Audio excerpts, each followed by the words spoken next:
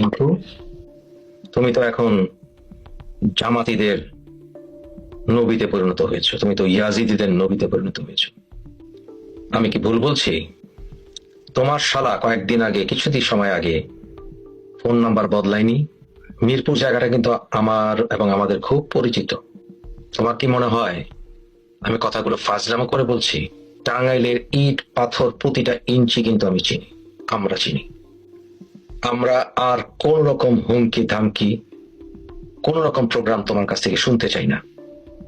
ভারত আমাদের সাথে অনেক বৈষম্যমূলক আচরণ করেছে, আমাদের ফেলানি কাঁটাতারে ঝুলেছে, আমরা তার বিরুদ্ধে সোচ্চার ছিলাম, আমি ছিলাম। কিন্তু ভারতের সাথে আমরা যুদ্ধ চাই না।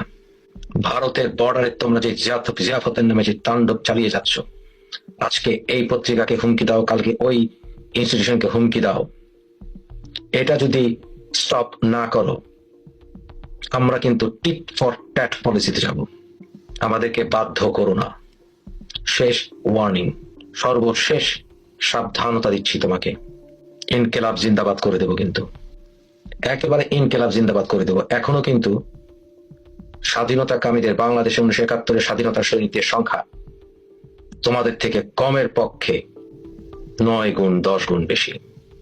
টেম্পোরারি সেটব্যাকের জন্য মনে করো না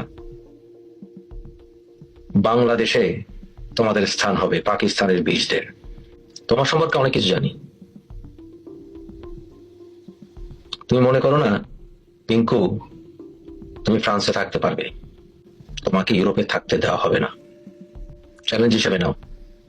তুমি মনে করো না যে তুমি আশ্রয় নিয়েছো সেখানে বলে, তোমার নাম পাল্টাওনি বলে তুমি সন্ত্রাসী কর্মকাণ্ড করেই যাবে, উস্কে দিয়েই যাবে সন্ত্রাসী কর্মকাণ্ড বিপ্লবের নামে,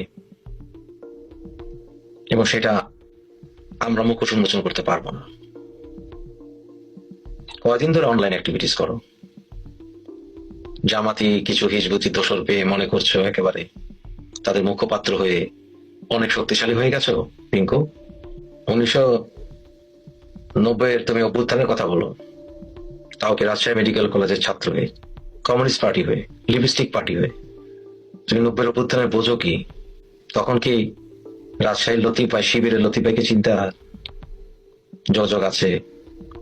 তোমার বিরুদ্ধে টিট ফর টাট পলিসিতে কিন্তু যাবো আজকের পর থেকে। এবং তোমার ঘর বাড়িও কিন্তু, তোমার শ্বশুরের ঘর বাড়িও টাঙ্গাইলেও কোথাও কিন্তু অরক্ষিত থাকবে না। তাদের সমস্ত ডিটেলস কিন্তু আমাদের হাতে আছে। আজকেই প্রকাশ করতাম, এটা ওয়ার্নিং হিসাবে করি নাই, ওয়ার্নিং হিসাবে করি নাই।